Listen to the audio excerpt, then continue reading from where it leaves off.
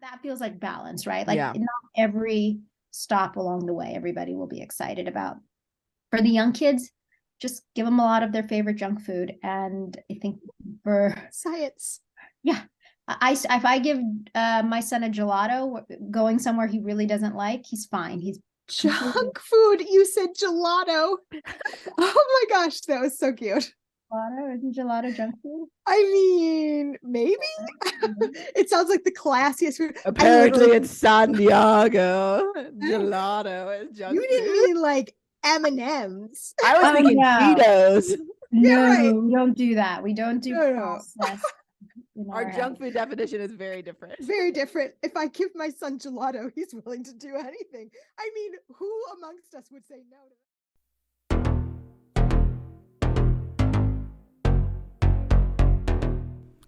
Welcome to Attached, a podcast about the loved ones we're attached to and the good, the bad, and the ugly advice about those relationships that maybe we shouldn't be so attached to. We here at Attached want to share ways to enhance your relationships and debunk all that bad relationship advice using science. I'm Dr. Patricia Robertson out of the University of Tennessee. And I'm Dr. Sarah Woods at UT Southwestern Medical Center. And I'm Dr. Sessa Nagash from San Diego State University. Today, Sesson will bring us a conversation about Live with Kelly and Mark. I really do think I should be on morning television. I think I could nail it. And working with your spouse. Then we're going to jump into our academic deep dive segment and discuss a brand spanking new article titled, How Do Own and Siblings Gender Shape Caregivers' Risk of Perceived Care-Related Criticisms from Siblings? I think this was going to touch me real deep, you guys. And then in Good or Bad Advice, we're going to talk about tips from the Washington Post about, Sesson, are you ready for this one? Are you ready? How to plan a family vacation. Oh, this is well timed. If you have any advice that you'd like to talk to us about, send it to us. You can email us at attachpodcast@gmail.com, tweet us, Facebook us, Instagram us, all at Attach Podcast, or go straight to the source, attachpodcast.com. and send us a message. For some bonus content from Good or Bad Advice and to support this little old pod of ours, please consider going to our Patreon page, patreon.com/attached, and becoming a patron. As always, wherever you listen or watch this podcast, please rate, review, and subscribe. So a really good pod that we're going to have today. I'm looking forward to it, getting towards the end of this season. But before we get to all of that funness, how are you guys doing? What's up? Tell me stories. What's going on? Woods? I was waiting to be called on. I know what the sequence of events is, but I was like, well, is it not me today? I don't know. What have I been up to? Okay, so my daughter, for her end of the year requirement, has to do a presentation at school, like a lesson for the whole class. What? That's so cool. I know, it is so cool. It's part of like their graduating third grade requirement. And she's chosen a real topic. Not that other children have chosen not real topics. I realize how that just sounded. Well, there's like a child who's going to teach the class how to like make taco bubble pizza, or there's another child who's what is that? Taco bubble pizza? I haven't looked it up, and I might have it wrong. It could just be what I'm understanding my daughter's saying, and it's not really. I don't know. But another child's like cupcake decorating, etc., like how tos. But Charlotte wants to give a talk, like a lesson. That maps on. So yeah, sure like does. mother, like child. It sure does. And I mean, to the point where I said, okay, now let me understand. How long do you have for this lesson? And she said, only an hour. And I said, only. Oh my God, I love her. Because in my head, I was like, oh, it is only that. It's only that much time. How much can you possibly teach on endangered animals and how to save them? I know. What? So she asked, oh my gosh, a week little ago activist, if we could go to the library and take out. But I finally had to say to her, how excited do you want me to be? Because I feel very excited, but I don't want to get so excited that I ruin this for you, that I scare you. And she looks me in the eyes and says, I want you to get very excited. I said, fantastic, let's do this. So we went to the library, and at one point she said, there's got to be a rule about how many books you can take out. I said, why would there be a rule? There's no rule. these are books we can borrow. She's like, well, I won't even be able to get through them all in the next week. I said, we'll extend them. We'll renew them if we need. I mean, ooh, I know. So we are in the process of, we've organized her learning objectives, what she wants the kids in her class to really learn. And then within that, what each of the pieces she wants. And like, she's got incredible creative ideas. She doesn't want to just tell them how to help. She wants them to learn first how other people in the world are helping endangered animals. So show some videos so they can get inspired. Sure. She wants them to like commit to things that they can do and who else they're going to talk to about how they can be helpful. Oh my gosh. She told me yesterday she's going to teach about habitat degradation. And I said, what? She's like, I don't know. It's in one of those books. And I'm like, you're not going straight to sleep at night, are you? You're going to the library pile. And anyways, so I am extremely excited about this next phase. And I'm going to have to probably be careful. I thought you were going to say, I'm very excited for me. Oh, I mean, I am. I mean, I'm definitely excited. I'm like, I don't understand how softball works. I'm constantly like, oh, man, thinking that the umpire made a wrong call, and then other people looking at me like, no, that's how it works. I'm like, I don't know. It's like, why there shouldn't even be this many rules. What's happening? But this I get. Like, library books for research. Can I ask a question? Yeah. How many library books did she end up checking out? We didn't count. I think we estimated 25, maybe. I love it so much. We had a lot of stacks to sort through last night when we were seeing which one would give us which information for. Naturally. Yeah, she wanted to break down how many minutes for each I mean, I was like, all in. All in. She's going to be at your next conference with you. I mean, wouldn't you want to learn? I mean, I'm excited. Yeah, 100%. Yeah, especially with objectives. 100%. She wants them to learn about how even small changes can lead to big changes. And I was like, so beautiful. So I hope you can record it. I don't know what the rules are on that. But I don't know either. Or what device I'd use to capture the full hour, because you can't miss a minute. We could watch it back. Yeah. Could be the next pod. We can go through it and celebrate it. Yeah, I'm working on calibrating. And maybe that's what I've been focusing. Yeah. Oh, I love that story. Sesson, what's going on with you? I went on my first writing retreat very recently. Ooh, okay. I love that for you. I've never retreated. No, it should be called a writing advance. Advance. Oh, I guess I never thought about the language piece. You know, for me, she takes it so seriously, though. I know, right? I love it. Honestly, let me just say this. It like really made me want to re-strategize my whole like approach to work. Like, go on. Everything I do should come in retreat form. Like, I think I'm much more productive. I'm more happy. Like all these realizations that came to be in my retreat. Like, I just think the retreat style is like, I get to take a break and eat.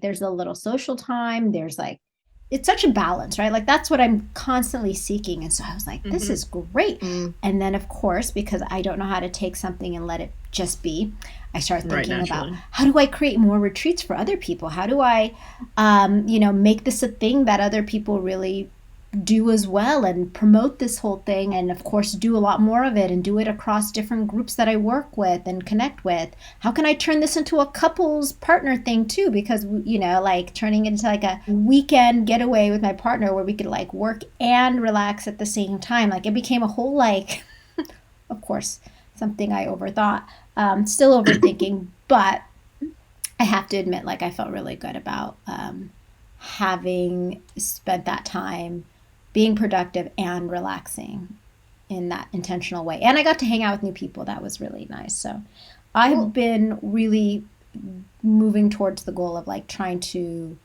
re-engage my social network, but also like build that into like a professional area capacity too. So yeah. You should do retreats. That should be your new small business, is like just do retreats for friend groups. I was thinking like if I had money, like money, I'd buy like a house in like Temecula or something and like make it a retreat house where people can come and just retreat and do activities, and then you know, just enjoy. Like, I think just giving people the time to be really productive in like a way where they're not distracted by all the things in their life, but also just give them connection with people. Yeah. It's like a good balance. So I'm very excited about retreating now. Like I'm already thinking I'm planning my next retreat. You were planning a retreat for our podcast. I was thinking we could do something, yes, in August is where I was like this week. I was like, when might I be available in the summer? And now I have to check with the two of you. Sounds good. We'll plan it offline and let the team know. Yeah. I'm here for retreats sometimes. My job does retreats, writing retreats, but I don't necessarily want to do that. So for other reasons. Anyway, I love the retreat idea with you guys. I will do it 110%. So as you guys know, my middle child, my lovely son, has started soccer. He had a makeup game last Tuesday, and the coach for some reason played him the first 2 quarters. He usually plays them every other quarter, and then not the last 2 quarters. So he usually all kids get 2 quarters, but he played him the first 2. So by the end of it, he was like tired, and at the start of the second quarter, he started to like really slow down and look kind of upset, and like he didn't score a goal, so I thought maybe he's upset about that. But he also looking really distracted. Like when the ball was being thrown in, his body was turned and looking the opposite direction. And I had to shout and say like, eyes on the ball, like look at the ball, like not at the stars or the clouds or what have you. So anyway, he comes off the field kind of all pouty, and I was like, hey man, you did a great job. Like, what's going on? You okay? And he goes, I missed the ice cream truck. And sure enough, at the beginning of the second quarter, the ice cream truck had gone by. And so the entirety of the second quarter, when I thought he was either tired, exhausted, or sad that he hadn't made a ball, no, he was just lamenting that he could not get the ice cream truck. So that's where his head is at. He said he enjoys soccer practice, but he doesn't really enjoy the games that much. So, but he wants to do it again because he enjoys practice a lot. I was like, all right, whatever, man. I love it. I love it. There's something about that sound, that ice cream sound, that like really like can shift your focus, and you're, you know, like but of a team of 10 boys, he was the only one. The other ones had their head in the game. But I like that he wasn't distracted. Just like when he heard it, he retained that disappointment. Like it just, nothing could sort of redirect it the whole time. I love it so much. Oh, whatever. It's fine. It was just, is the ice cream truck even like a tradition that y'all have around soccer games, or he just heard one and was like, oh my gosh? No, I mean, there used to be, and this is a clever place to place an ice cream truck. There used to be one that would come outside of his school at like release time. So like in the end of spring, like we would, pick him up from school and walk and go get a snow cone or whatever, and then continue. So he knows on the our way. sound. He's very familiar with the sound, and so he saw it at soccer, and he was like, "Oh, it is time." I know what that is. I love it. So funny. That's cute.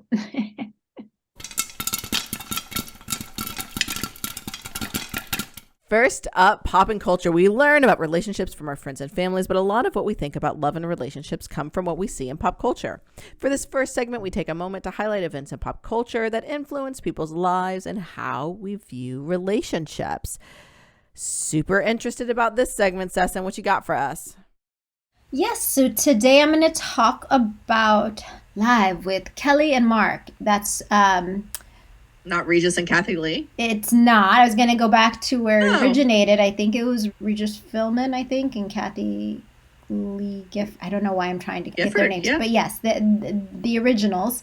And then Kelly Ripa came onto the show a long time ago now. And since then has had a couple of co-hosts. And for those of you who watch morning TV, you likely have heard that her new co-host is her husband, Mark Consuelos, who's she's been married to for over 25 years. They met actually on All My Children, which I was watching at the time when they met, when they were teenagers, like late teens, maybe like Wow. just early adults. Yeah, I mean, she was actually, I think, young, but not teens. I'm talking like 17, 18, 19 kind of thing. But they've been together a really, really long time, have a couple kids together, and they're now, getting back to working together. And I don't know, there was something about hearing that made me go, oh no, is that a good idea? It wasn't an instant like, oh, that's cute, right? So I think for some of us, there is that like question of, is it a good idea to mix business and personal? Is it a good idea to like begin a business with a person that you're married to or in a long-term committed relationship with? And so, yeah, I thought I'd bring it up. I know for years she's talked about her partnership on the show, and now he's there to talk about the relationship for himself. Yeah. So that whole dynamic should be interesting to watch, but that's not this typical way in which it looks, right? Either you have two people who met at work and, decide to be together and continue to stay in that workspace, and perhaps one of them goes up for promotion and ends up being more in a managerial position over the other, or they have a business together that they start or at some point come together on. And I'm just curious to see what the impact is on the personal side of it, more so like than the professional implications associated with it this time around. I was trying to look at some statistics and found, about 22% of folks who are married in the United States say they met their partner, their spouse, at work. Right, so that's a pretty sizable number, if you ask me, right? And then some federal data shows that about 43% of small businesses are family businesses, and about 53% of those businesses include one of the partners who's sort of in a managerial position that where they do day-to-day management that includes the other spouse. So I think a sizable number of people in the United States are doing this, right, thing of coming together at work and then also having a personal relationship at home. And I was trying to find some also data to sort of help us understand, like, okay, what are some of the implications? Are couples who are connected on the business side of things more likely to have successful, happy relationships than those who don't? And, the data suggests that there's not really any significant differences, which is surprising to me, again, because like I said, my initial reaction was like, I don't think that's a good idea. Being a couples therapist, I don't know that I've ever had a couple who worked together, to be honest. So that was like also surprised by that number. So a lot of what I'm talking about today comes from just not a place of not knowing as much, but just sort of trying to dive a little deeper into the data to see what that looked like. Yeah, and it could be that the people who choose to form a family business, or a couple who choose to form a business, already have a style of communication or interaction that would be conducive to being around each other probably literally 24/7. And that's why you're not seeing them in couples therapy, because they're just doing so well. They're so amazing. So amazing. So great. I mean, no science to support no that. science. No, I like your gut tells you, right? But I imagine that there is a selection effect there. Sure. I bet you there is as well. I mean, I was thinking, okay, what are some of the concerns that I sort of would, put out there or like think are important for folks to consider? One is like having a sense of what comes first. Is it your relationship or is it like the business part of it? It's one thing when you two are in a work environment where neither of you are like stakeholders in the company or like own the company, right? But when you own something together, there's like a certain level of, attention and time and energy that has to be put into the professional side. And I think it's easier said than done to say like put the personal ahead of the professional, right? Especially if like, you have everything tied into that business. So I think like figuring out what that balance needs to look like is really important. And then like those undefined roles, and maintaining those roles, like both personal and professional, and how that can get really messy. I think that's also something. And how much of the personal or work stuff do you bring home, right? And vice versa. Like what kind of boundaries Yeah. to set there. And then the idea of like spending all that time together, is that a good thing? Like, I think there's something to be said for having your space and having other relationships, right, to lean towards. Um, and then just different ways of handling pressure at work. Some people want to come home and talk about things that are going on at work, and others want to, you know, find ways to compartmentalize that or go to other people. So if you have really different styles of addressing the work stuff, like if your complaint is the person you're working with and that's your partner, it's a little tricky to figure out how to seek support, I think.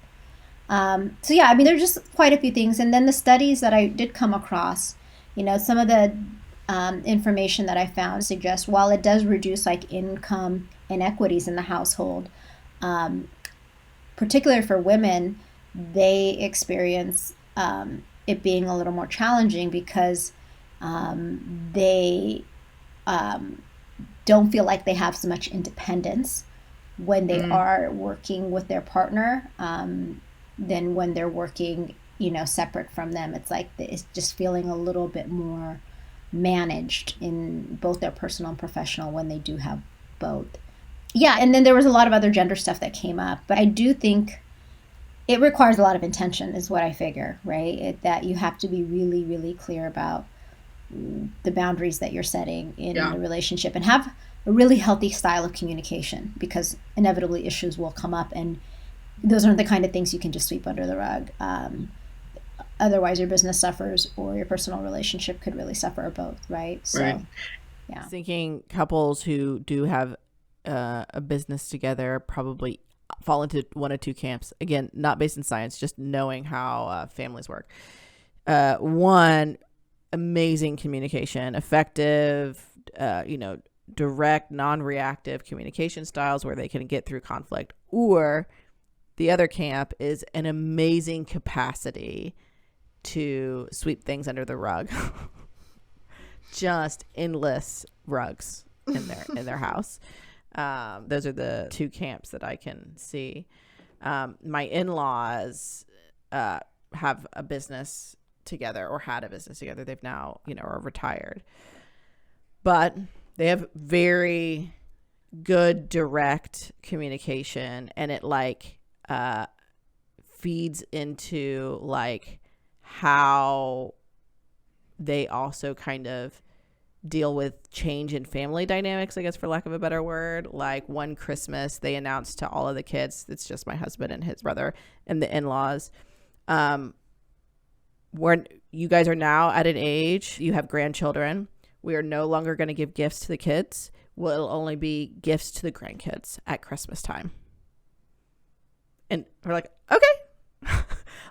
She does it very directly. You know what her intentions are. You know it's not meant to hurt any feelings, but you now know things are going to change. And here's the specific change that we are doing. Fantastic. Thanks. High five.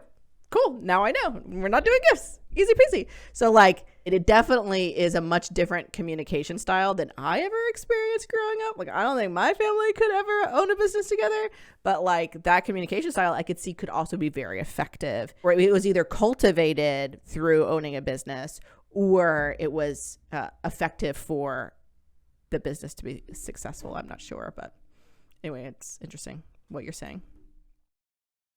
I know you just said that, PR, but your mother and father or stepfather also work in the same field, right? Yes, they're in the same department, but they're not bosses of one another. It's not like they own the same. My parents are very enmeshed. It works for them because of that. They can drive to work together. They can go to lunch together. They can drive home together. Wow. They can do their farm together. They are really, and it's what they both like. It works really, really well for them. But they don't, I guess you could call their farm a small business, but it's not it's their livelihood. It's kind of a hobby that they both have. So their lives they really like it when they're completely in sync. But at work, their full-time paid job, they're not each other's bosses. It's almost like they're coworkers, right? They're faculty and their offices are on different floors. So Interesting. Yeah. Indeed. So one work product doesn't affect the other, technically, in that sense. Yeah. And I don't think they are often on papers, publications, or grants together either.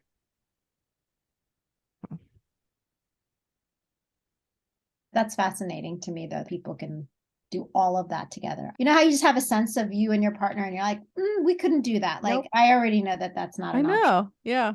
So you don't do that. Yeah. So then you choose, we are not going to work side by side. We are not going to do a business together. No, just different personalities in that way, right? Like that we show up differently in our work, I think. I have a very particular sort of way of preferring things work-wise, and I think my partner does too. So it's like you just sort of know where it could work, and it could be a compliment, and we could be bringing both of our strengths, or where the energy could just not really, be a good idea.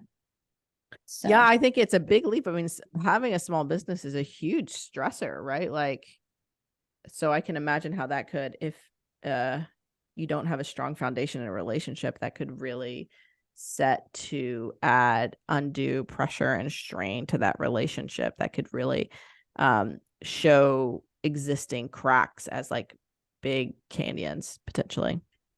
Yeah. Or it just, you could have a good foundation, but you just don't have like the personalities in that particular area of your life. So it's like, I can really appreciate what he does in his work, but I could never do that. Right. Like, it's just like, as long as it's separate, we're good. But then I couldn't adopt his style, and he probably wouldn't want to adopt mine. Yeah. Any take homes you want to put in there, Sesson, before we go off to the next segment? I wish Kelly and Mark the best, and I hope that they identify some good, healthy boundaries for how to talk about the relationship on national TV. It makes me, I have no investment in them as a couple, but I can imagine, it could get a little messy if they're not careful. So they just started this co-hosting gig, so we'll see where they are in a year in terms of like how messy it gets. They're already getting some complaints that they're sharing too much and crossing some lines. So me being as big as I am on boundaries, I'm already like, no, I can never watch that show. Not me. It may just shoot your anxiety through the roof. Yeah, I'll just have to stay away. Stay away from a show I don't even watch already. So yes. What a takeaway. Fantastic.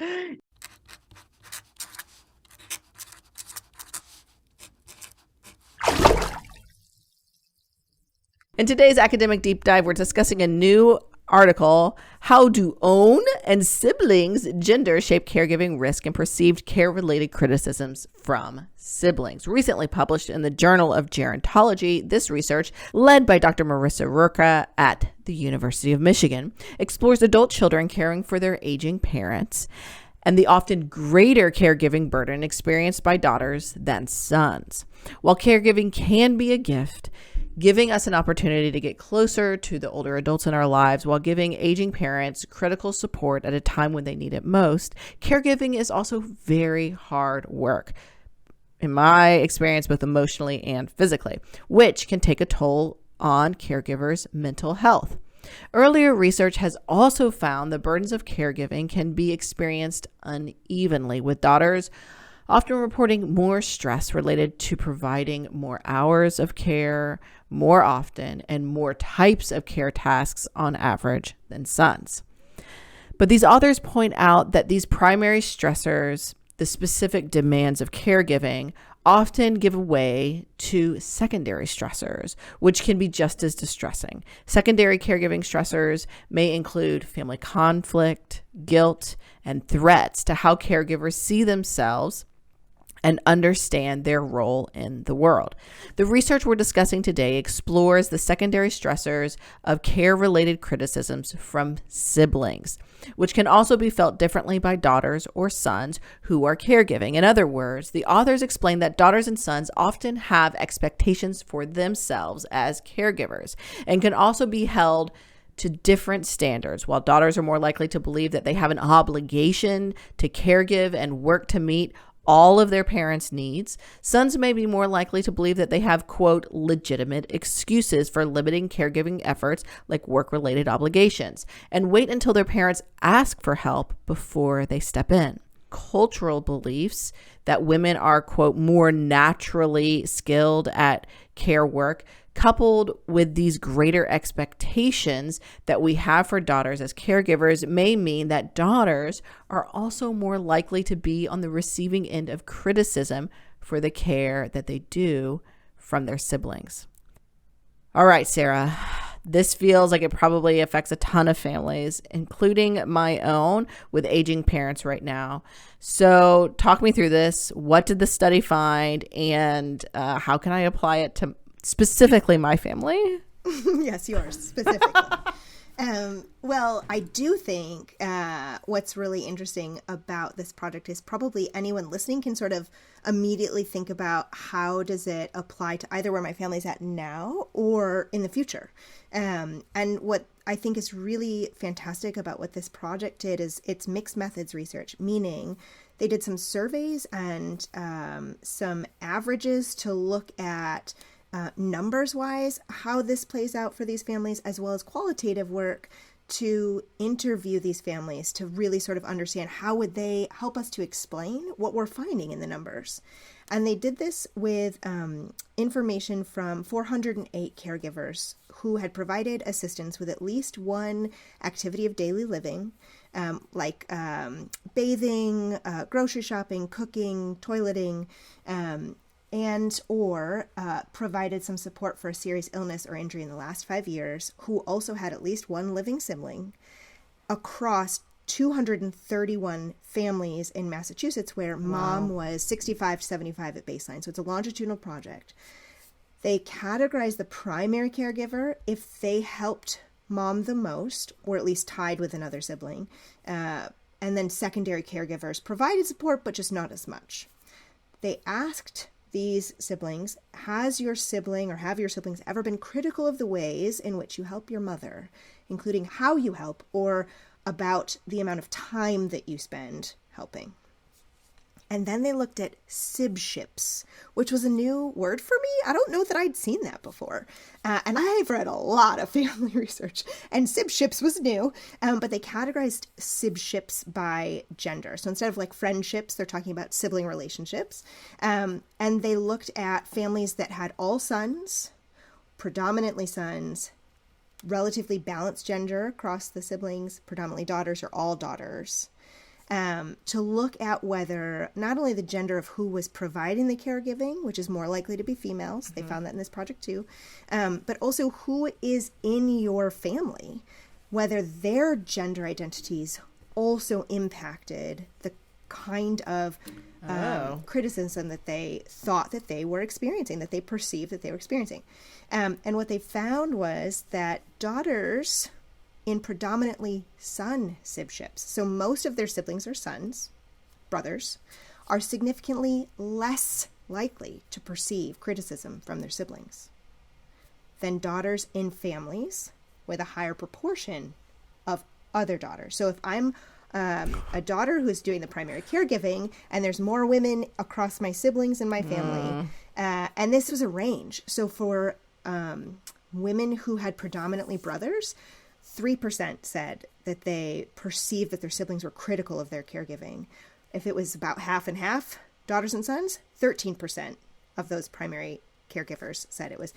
If it was predominantly daughters, 15%. In all daughter families, all girls, all my sisters, 26% of the primary caregivers who were female said that they were experiencing criticism about what they were doing.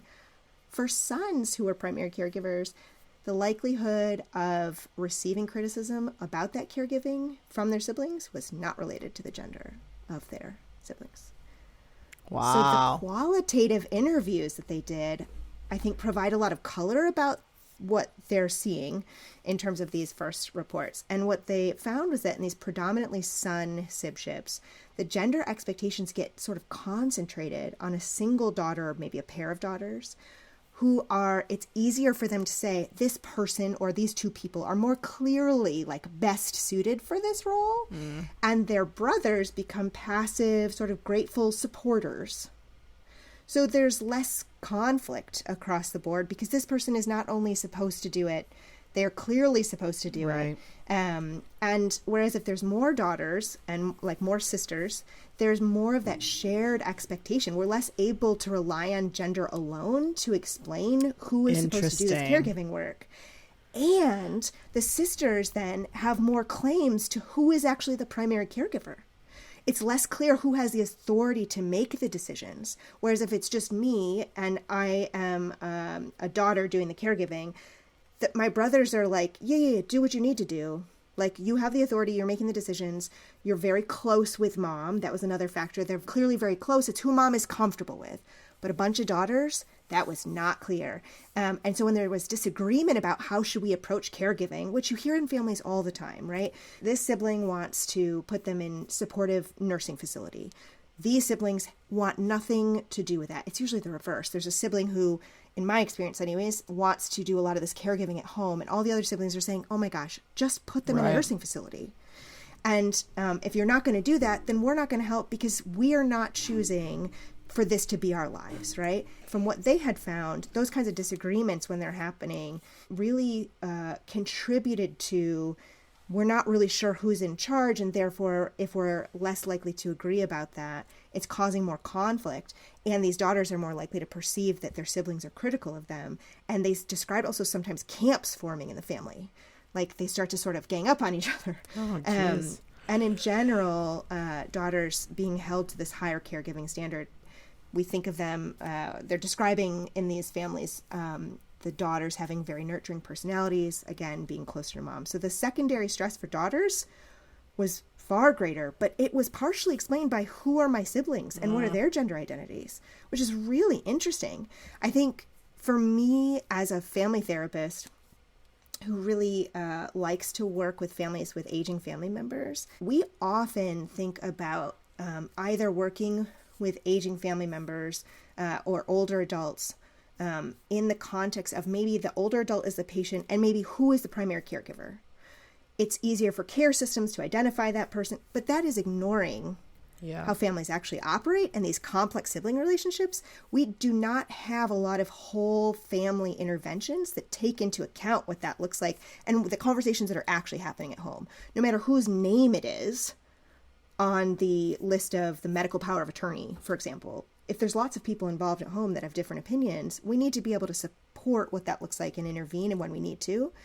But in general, I mean, this criticism can take a real toll on caregivers, and navigating caregiving as a family is not easy. Criticism is not going to help in the long run, and women, it appears, are especially hard on each other, given those culturally based expectations, which have probably integrated into like family norms about what we expect from you. And so I think it's probably really important that when there is caregiving going on in a family, as much as possible, to really sort of focus on being gentle and understanding and kind and forgiving, rather than sort of encouraging, digging in your heels about what's right. Yeah. Like, I'm in this camp and you're in this camp and this is what's right and this is what you're choosing to do. That approach to care is wrong. And that can really get pretty intense pretty quickly. And also, I think it can be helpful to sort of sometimes, if appropriate, reframing the behavior you might be on the receiving end of, that you're all stressed and it's not necessarily true that your sibling is intending to cause pain, even if they are causing pain. And so can you talk with them about that process and how you all are working together? Because I think what's important to remember is that when you're doing especially intensive caregiving, everyone who's doing that caregiving of aging parents, we eventually lose those family members. That's part of this process of aging together. And sort of being very critical of each other, I think you start to risk that at the end, you're going to lose that family member you're caring for. The risk could also be that you're going to lose more family members on top of it. And is that really the outcome that would fit your family best? I think a lot of people would not say that that's the case. So thinking about how you can work on how you work together along the way. Or we would hope that they don't think that that's the case, but I can see if this gets too far down the rabbit hole of digging in your heels, these ingrained kind of behaviors, it could feel like that is the best option. So before it gets to that point, try and reframe all of the suggestions that Sarah did, because I can see, and I have seen it in families go this way for sure. But it's hard, and you're not just, especially among siblings, you're not just those conversations about how to care for mom. In this case, it sounds like it was all mom was the caregiver. Yeah. So in this case, which makes sense because it helps the that added gender differences of taking care of mom or dad. But oftentimes those conversations or arguments about how to correctly care for mom are not just that surface conversation, right? It's ingrained conflicts or fights or strains or stressors that you've had your entire life, some stemming from childhood, right? So sometimes those conversations, you have to untangle not just the issue at hand, but also the underlying hurts and emotional injuries that have been maybe throughout your whole entire life. So sometimes it is quite a lot to detangle. Yeah. And as you shared earlier, Patricia, it can be an opportunity for healing. Just because it was historically hard doesn't mean that in this process it needs to be hard, but it can easily get harder because this is, you're right, bumping up against all kinds of values of how we take care of each other, how we show each other that we love each other, how we communicate. And even if you've appointed one person in charge, the goal is not to rule out all your other siblings' voices either. It doesn't help you as a primary caregiver to receive criticism, but it also is important that you all feel like you have the ability to contribute and for those sons to engage in ways that are helpful. So we're not just leaving daughters to do the brunt of this either. But really, really interesting research on sibling relationships and how that affect, the number of caregivers who are adult children just is ballooning and will continue to balloon. It's a huge amount of families right now. I'm like sitting here trying to think about all this data, and something that comes to mind for me is like the social location of these individuals, like what their demographics are, because I think about how much this influences the way not only they perceive their responsibility of caregiving, but like the way the siblings, right, really connect on and show respect for each other in that process. Like, and I don't know if you mentioned this, Sarah, but like the demographics for this community, I know it's Massachusetts, I imagining, because it's research, I'm curious what the pool of the folks were. Yeah, so the moms were 65, 75. It's Massachusetts. I want to say it's the Boston area. So the moms had to have 2 or more kids who were in Boston. They surveyed, they also organized the data by birth order, and they accounted for the number of kids that were in a family. So when they ran these statistics, they accounted for how large they were. On average, the primary caregiver was more often a daughter. It was like 63%. They were a little more than half were college graduates, and 75% of the sample was white. 75 white, and said more than half were college graduates? Mm-hmm. Like 56, it's like about half, 57%. For financial income? They controlled for education. Yeah. The statistics are mostly employment proportions, it looks like. I don't know if they would control for that or just examine the difference in that. I think they did account for how many siblings there were, like the size of the family. Oh, yeah, they accounted for race, employment, education, and then there was probably, like shared address, I think. If they maybe shared an address with mom, like if they were not just primary caregiver, they also accounted for whether they, I think, resided with mom, which would be a whole other level of labor and obligation. Yeah. What are you thinking, Sesson? Well, I'm just thinking the income piece seems to be important, given that we're talking about, folks who are experiencing I think it was like serious injury or illness, right? Like how, if there's stress over finances, right? And how that really contributes to the conflict and expectations involved, and thinking if these are families that are, relatively, like when you control for that, I think, or when you don't control for that, I think there's questions of like where some of the stress and criticism is coming from. Like we have these resources, we're not using them, or we don't have these resources and we need, you know what I mean? That seems to be an important piece when accounting for, especially a role as a caregiver and having enough resources to do the job. Sure. Well, and I mean, in this country, I mean, this is Massachusetts-based data, right? We rely on family caregivers to do the bulk of aging care work, no, like across socioeconomic strata, right? So you're right that you could certainly expect that financial distress could hugely compound the stress not only of caregiving, but that could further impact conflict that happens across who is taking on this caregiving responsibility. Yeah, 100%. Woohoo! Boo! Woohoo! Yeah! Finally, time for good or bad advice, where we talk about pervasive relationship advice in our culture. We hear relationship advice from parents, families, friends. We see advice about how to be in these relationships from movies and TV shows and even early morning television.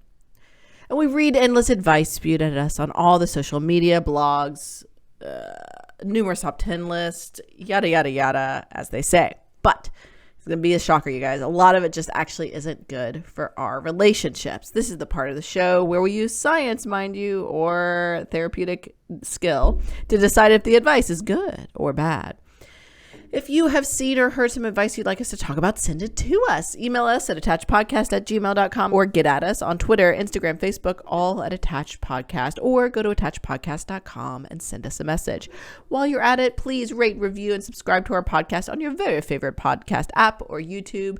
And as always, share it with your loved ones. In this case, share it with your siblings. They're going to love it. Also, thrillingly, we have a bonus good or bad advice for our Patreon subscribers. If you want that sweet, sweet bonus content, please consider becoming a member at patreon.com/attached. So today we are going to talk about a Washington Post article about how to plan a family vacation that everyone enjoys by Naveen Martel. So this article is linked in the Post, but there are a lot of recommendations that Naveen has. So we're not going to go through all of them. We're going to hit some more in the bonus content. But please check out the articles to read all of them. Are you ladies ready? Okay. First up, longer isn't necessarily better. There is an expiration date on some vacation. The larger the group and the more generations involved, the shorter it should be probably. I don't want to be with that many people for too long, says Burton, who writes about cultural focused family travel on her blog. 7 days to 10 days max. After that, it's all too much. So what are we thinking? Longer isn't necessarily better. Good or bad advice? I mean, I think everything has like a point of diminishing returns across all. I mean, I think that's good advice. I think you should be really intentional about that. I think some people don't have the travel muscle, right? Like a couple of days is sort of all they could tolerate, and then fatigue kicks in, like the yearning for home kicks in, and some people sort of check out emotionally, or like are sort of, as you describe, like, or as I describe, like over it, right? Like and you're still really excited, and so you just have to really have a sense of everybody's energy level, if you have the luxury of having an understanding of who all the people are that are traveling. But I think there's something to that. Like you've got to be really careful with that. Woods. I wonder if it's sort of a reverse phrasing of what I think the science shows about like the value of leisure, which is that 7 to 10 days. Beyond that, people do not report achieving like additional relaxation benefits. So it's sort of like a different way to phrase what I think the science suggests, which doesn't mean that beyond 10 days becomes a problem. It's just that I think, I guess to use Seth's language, there's a point of diminishing return. And so I also don't know how many people can afford to take vacations that are like more than 7 to 10 days. The costs of that, like, that's not something we ever did when I was a child, was to take like 2 to 3 weeks to go. So I think it's probably defined by a few factors, but that's what I'm wondering, if that's like how they're interpreting what I do think has some science behind it. Okay, the next one, there are kind of two I'm going to read that feel similar to me. Consider everyone and make a group decision. So consider everyone. The first question a trip planner needs to ask is whether a destination will be fulfilling for the entire family. If it's a one-note place, mostly centering on a single activity or sensibility, it's not the best idea to drag everyone there. Save the trip for a solo adventure. So that's consider everyone. And then the make a group decision. Once children are old enough to have strong ideas about travel, ask everyone to suggest a couple of places that interest them. Then whittle down the list to the ones with the broadest appeal for your family. From there, either everyone can vote or you can make a decision based on other important factors such as budget and whether the destination will truly shine at the time of year you plan to visit. So what are you guys thinking on these kind of like couplet of advice, good or bad advice, Woods? I think that's probably good advice. I mean, that second one was making me a little nervous about where you were headed. I think it's valuable to, yes, not choose an activity to do together that only meets one person's needs. I think that will become quickly apparent and everyone will regret it, including the person who chose it. So your first piece of advice makes sense. The second piece of advice is making me nervous about like just imagining like my child would not pick a vacation that would be feasible. Like we're not going to the moon. She wouldn't do that. In fact, if she heard this, she'd be so offended that I would suggest that. She's like, Mom, do you not see my PowerPoint presentation that I just created? I didn't teach her animals. So I think the brainstorming phase makes sense. And then treating it maybe as brainstorming, that everyone's clear that no ideas put on the table mean we're going to do those things, because you also wouldn't want to disappoint somebody. It's like soliciting feedback and you're like, oh, but I'm not going to use any of that feedback, and then people don't like that. That's not a fun experience. So making it clear it's brainstorming and we just all voices, no bad ideas up front. Eventually some of them bad ideas. Is that all right? That's science. Sesson, what are your thoughts? I feel like that was like a mixed bag of things that you mentioned, PR, when you first said it. Like I was like, yes, on some, maybe on some others. Okay. So I believe, you're not going to be able to make everyone happy for every destination you go. Like, say you go on a 7-day trip and the itinerary at every, on every day will not make everyone happy. And I think what I think might be helpful is to, like was advised, get everyone's opinion, but also recognize some days might be really focused on one person's need, as long as there's a sense of balance there. And there are things along the way that everyone enjoys, but, definitely moments where you realize, and I think it's okay that not everyone is going to enjoy this one thing, but it really means something to one of the members. And as long as there's another opportunity on that trip, right, for someone else to have something they're excited about be, done, that feels like balance, right? Like not every stop along the way, everybody will be excited about. For the young kids, just give them a lot of their favorite junk food. And I think for science. Yeah. If I give my son a gelato going somewhere he really doesn't like, he's fine. He's junk food. You said gelato. Oh my gosh, that was so cute. Gelato? Isn't gelato junk food? I mean, maybe. It sounds like the classiest food. Apparently in San Diego, gelato is junk food. You didn't mean like M&Ms. I was thinking Cheetos. No, we don't do that. We don't do processed. Our junk food definition is very different. Very different. If I give my son gelato, he's willing to do anything. I mean, who amongst us would say no to that? I'm telling you, there are some real easy things you could do to make a 6-year-old happy. Like, I think once he gets older, it's going to be very different, convincing him to do things that we want. But because you started at gelato, I mean. I think you started at the high end. When you go up from there, I don't even know if I wanted gelato. Where would I find gelato? No idea. Gold Fleck chocolate truffles is the next step up here. Oh my! Oh my God, I love it. So classy. Love it. Yeah. Stay classy, San Diego. We will. All right. So I think generally good advice, but it was a bit of a mixed bag, but generally good advice. And also sounds like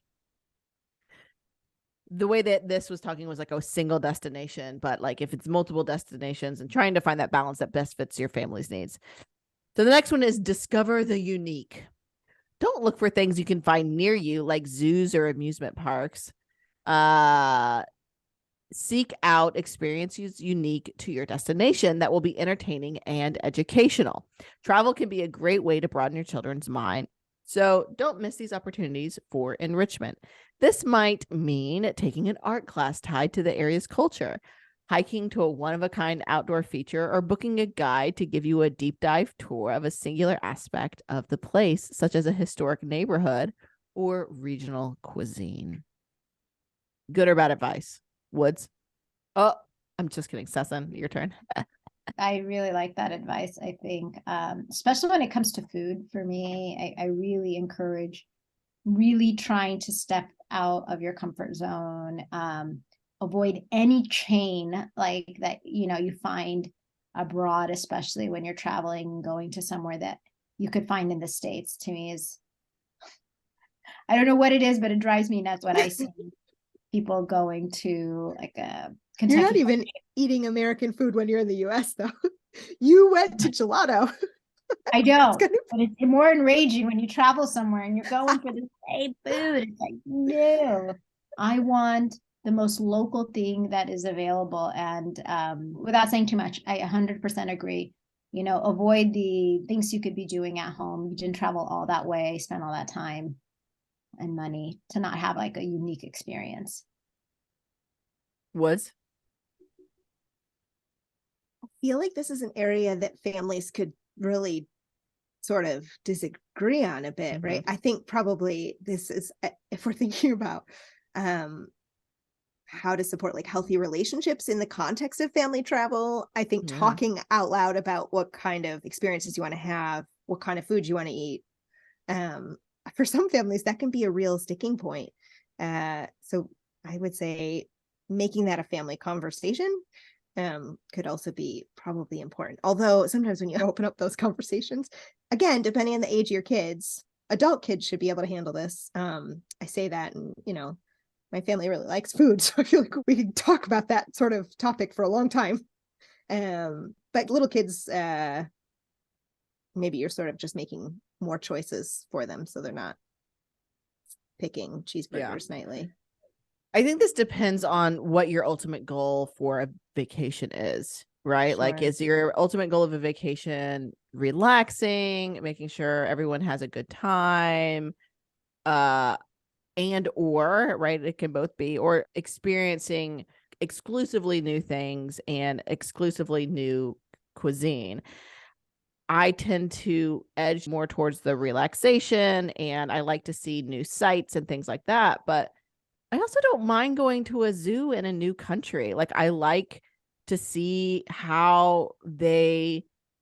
what their animals look like. I think it's a great way to like see the things about that country that's in a zoo. Like so I don't know. I've enjoyed the zoos I've gone to in foreign countries. I think it's cool. The kids like it because, oh, that's a new animal that you've never seen before. You've seen in pictures, but we're not going on a safari, like, so it's hard for them to or whatever the equivalent of safari in Europe or Asia is.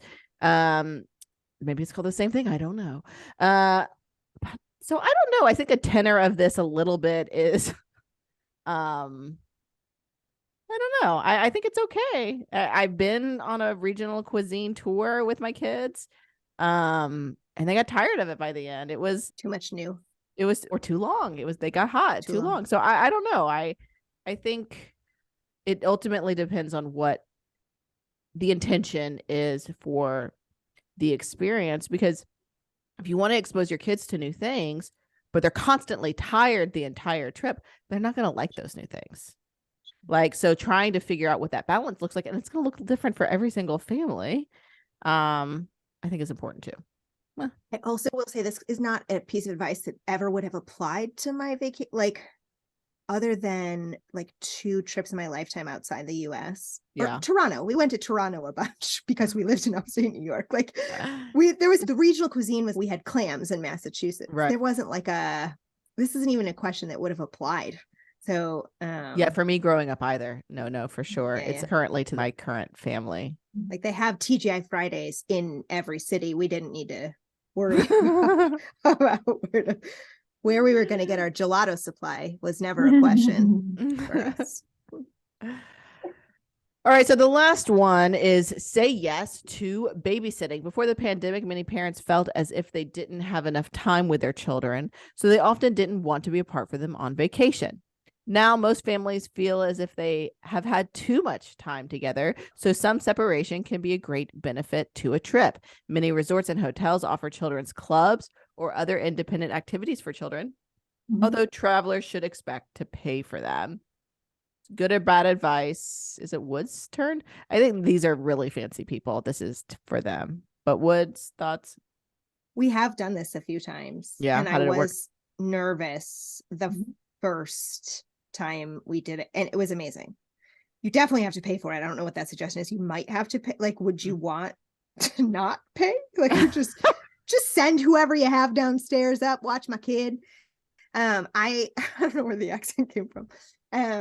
I think this actually is like really cool when you have the opportunity to do this, because it can especially when you're thinking about like developmentally younger kids, sometimes it's better for them to, get some rest while y'all go to like an adult timed dinner that's not at 5 p.m. Sometimes adults need hot. That Ooh, so adult special. time. I thought you were about to say adult themed. I was like, my Sarah. Yes. No, yeah, I just think You're red now. sometimes like, oh, So sorry, Dustin, thoughts? Yeah, sign me up. I genuinely for the adult themed dinners. Those and for the childcare. I've also been hearing about camps, like international camps, where if you're traveling for a certain number of weeks, you can enroll your child during the day. But it's expensive, I imagine. So it's not something you have to really prepare for financially. But as long as it's a trusted sort of service, I think it's a great idea if you're traveling with children to have a little time, if you can, just for you and your partner. You can just experience where you are a little differently too. You're not really sort of working to focus on where you are and parent at the same time. It just takes, some of the edge off of that. I appreciate everything that you guys are saying. I'm going to be the opposite, or just personally. You guys do whatever you want. I don't care. But David and I were both on the same page that we are not interested in having our children out of our sight when we're on a trip. To the point where, so do you not trust? Because she said, "Oh, why don't you and your husband go out to dinner or something like that?" I was like, "No, we're good." And Mom said, "Do you not trust us alone with them?" And I said, "No, that is not the issue. That's not the issue. The issue is we have so much anxiety about, imagine if something were to happen to one of them and I wasn't there and it was just you. Like, I would never be able to handle that ever. So my anxiety was just far too high. I'm not saying that anybody else's anxiety should be this high.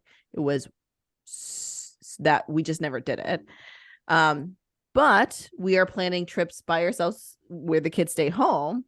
But I think everybody has their opinion. Whatever your comfort level is, like you both said, I think is what you should do, and don't feel guilty about doing it by any means. I think people have a great experience with it, but also if you are more relaxed not doing it, I think that's okay too. Sure. Go with whatever makes you most comfortable, I think. And I said that to myself explicitly. Well, as always, thanks for listening to Attached. Remember, call us, email us, or get at us on all those social medias about any relationship advice you've received that you're wondering whether to follow or pass on. We cannot wait to talk about it.